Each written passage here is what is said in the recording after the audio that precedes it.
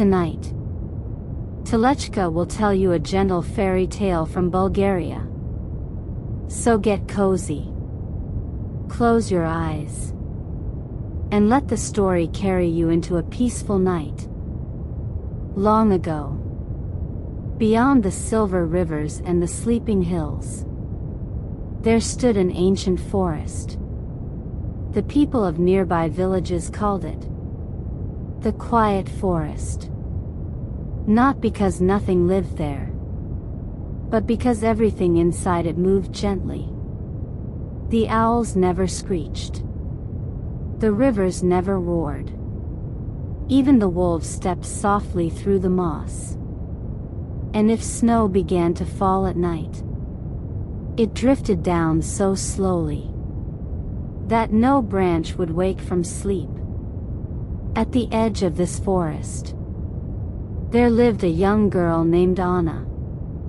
She lived with her grandmother, inside a small wooden cottage with blue shutters. Every evening, the old woman lit a lantern by the window, and its warm golden light glowed softly across the snow. Anna loved quiet things. She loved the sound of tea being poured, the crackling of pine wood in the stove, and the gentle flutter of moth wings near candlelight. She loved the sound of rain against the roof, and the soft turning of pages in old books. But more than anything, she loved the forest.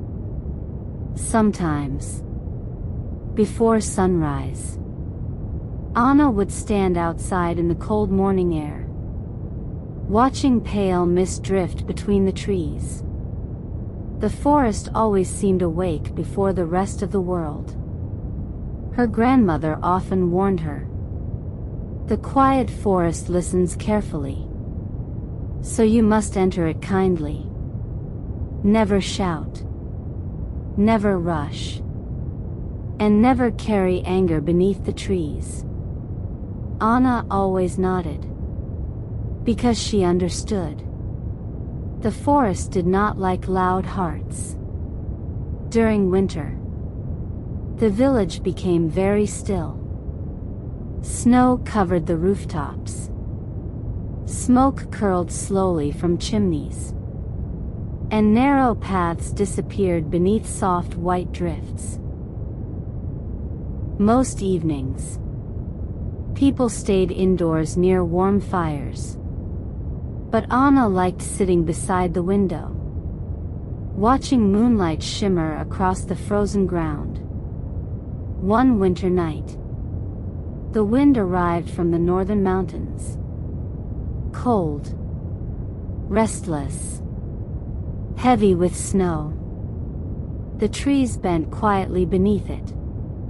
The sky disappeared behind gray clouds, and even the village dogs hid silently beneath wooden carts. Inside the cottage, the fire crackled softly. Anna wrapped herself in a wool blanket, while her grandmother prepared tea with honey and herbs. Then, very faintly, Anna heard something. Crying. Soft crying. Somewhere far away among the trees. She lifted her head slowly. The sound came again. Weak. Lonely. Almost carried away by the wind itself. "Grandmother," Anna whispered. "Did you hear that?" But the old woman had already fallen asleep beside the fire, her breathing calm and peaceful. Again, the crying drifted through the night. Anna stood quietly, then reached for her lantern. She wrapped herself in her winter cloak, pulled on her boots, and stepped outside into the snow. The cold air touched her cheeks gently. Above her, snowflakes drifted through the darkness like tiny white feathers. The forest waited before her, Tall black trees stretched beneath the cloudy sky, and silver frost shimmered across every branch. Anna walked slowly, very slowly, just as her grandmother had taught her. The lantern glowed warmly beside her, and snow crunched softly beneath her boots. Soon, the village disappeared behind her. Only the forest remained. The crying grew clearer now, still soft, but closer. Anna followed the sound deeper among the trees, past frozen streams, past old fallen logs covered in snow, past silent hills where fox tracks crossed the ground. Then suddenly, she saw it. Near the roots of an old pine tree, a small creature lay curled in the snow. At first, Anna thought it was a fox cub, but when it slowly lifted its head, she saw tiny silver antlers above its ears, and soft glowing eyes like moonlight on water. The creature trembled from cold, its breathing weak and uneven. Tiny snowflakes rested upon its pale fur. "Oh," Anna whispered gently. "You should not be alone out here." The little creature watched her carefully, as though listening not only to her words, but to the quietness inside her heart. Slowly, it rested its small head against her arm. Anna wrapped it carefully inside her cloak, and carried it home through the sleeping forest. All night long, the wind moved through the trees, but inside the cottage, everything was warm. Her grandmother heated milk with herbs, and wrapped the creature beside the stove in soft blankets. "What is it?" Anna whispered. The old woman smiled quietly. "A forest spirit. Very old magic. Very shy. They appear only when the forest trusts someone." The little spirit slept for 3 days. And during those days, the storm outside became stronger and stronger. Snow buried fences. Icicles climbed the rooftops, and dark clouds hid the moon completely. Many villagers became afraid. Some shouted angrily at the sky. Some cursed the forest for the endless snow. And some demanded that woodcutters cut deeper into the ancient trees. "The forest has become cursed," they said. "We should drive the spirits away." But Anna's grandmother shook her head sadly. "The forest grows restless when people forget gentleness." On the 3rd evening, Anna sat beside the sleeping creature quietly, watching firelight dance across its silver antlers. She wondered how old it was, whether it had family somewhere deep in the forest, and whether it felt lonely. Outside, the storm howled through the trees, but the little spirit slept peacefully beside the fire.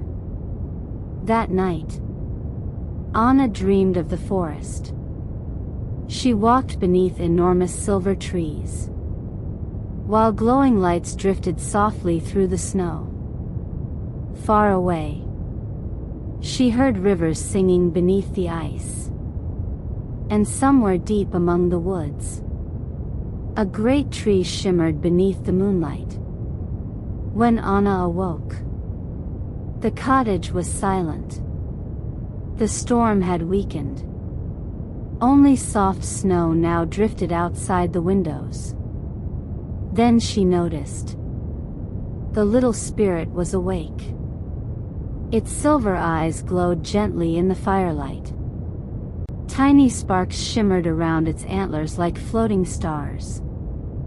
It stepped carefully onto the wooden floor, then turned toward Anna. For a long moment, neither of them moved. Then slowly, the creature walked toward the door, as though asking her to follow. Outside, the snow reflected pale moonlight. The storm clouds had finally begun to disappear. And above the forest, stars slowly returned to the sky. Anna followed the spirit deep among the trees, farther than she had ever gone before. The forest felt different at night. Older somehow. More awake. Ancient branches creaked softly overhead, and blue-white light shimmered between the trunks. At times, Anna thought she saw shapes moving quietly in the distance. Small glowing animals, or tall shadowy figures watching peacefully from afar. But none came close. The spirit led her onward, past frozen streams, past hills covered in untouched snow, past enormous stones half buried beneath ice, until finally, they reached a clearing. And there, in the center of the clearing, stood the oldest tree Anna had ever seen. Its trunk was enormous, wide as a cottage. Its branches stretched across the sky like gentle arms, and silver light flowed softly beneath its bark. The air itself felt warm there. Not hot, only peaceful. The little spirit approached the ancient tree quietly, then touched it gently with its glowing nose. At once, the clearing filled with soft golden light. Not bright, not frightening, only calm, like candlelight before sleep. Anna stood perfectly still beneath the branches. Snow drifted around her slowly, and all the sounds of the world became quiet. Then, she felt something. Not words exactly, not voices, but feelings, memories, gentle thoughts flowing through the forest itself. The forest spoke of rivers beneath spring ice, of birds returning after winter, of sleeping foxes curled beneath roots, of snowfall settling softly upon pine branches, of lonely travelers finding shelter among trees. And slowly, Anna understood something else. The forest was tired. Not angry. Not cruel. Only tired. People had forgotten how to move gently through the world. They rushed, shouted, demanded, and took more than they needed. The ancient tree shimmered softly above her, and tears warmed Anna's eyes. Not from sadness, but because the forest's loneliness felt very old. The little spirit looked toward her once more, its glowing eyes calm and peaceful. Then slowly, it stepped into the golden light beneath the tree, and disappeared. The clearing became quiet again. Only snow continued to drift gently through the air. Anna remained there for a long time, listening, breathing, resting beneath the ancient branches. At last, she whispered softly, "I understand." Then she turned and walked home through the sleeping forest. When morning arrived, the storm had completely passed. Golden sunlight shimmered across the snow. Smoke rose peacefully from chimneys. And the village felt calm once more. From that winter onward, Anna taught the village children to walk gently through the forest, to listen carefully, and to speak softly beneath the trees. Some evenings, she would bring warm bread to lonely neighbors, or help old travelers find shelter before storms arrived. And slowly, little by little, the village itself grew quieter, kinder, softer. The woodcutters stopped cutting the oldest trees. Children stopped throwing stones into frozen streams. And people once again listened to the wind before snowfall came. The forest changed too. Owls returned to the branches. Foxes returned to the hills. And rivers once again whispered softly beneath the moonlight. Even now, some travelers say there is an old forest far away. A forest where nothing ever speaks loudly. And if someone enters with a quiet heart, they may glimpse silver light moving peacefully between the trees, or hear soft footsteps beside the snow-covered pines. Perhaps the forest is still listening. And now, the story comes to rest. If you enjoyed this magical bedtime story, don't forget to like the video, subscribe to Talechka's Tales, and return again for more gentle stories from Bulgaria. Good night, and sweet dreams.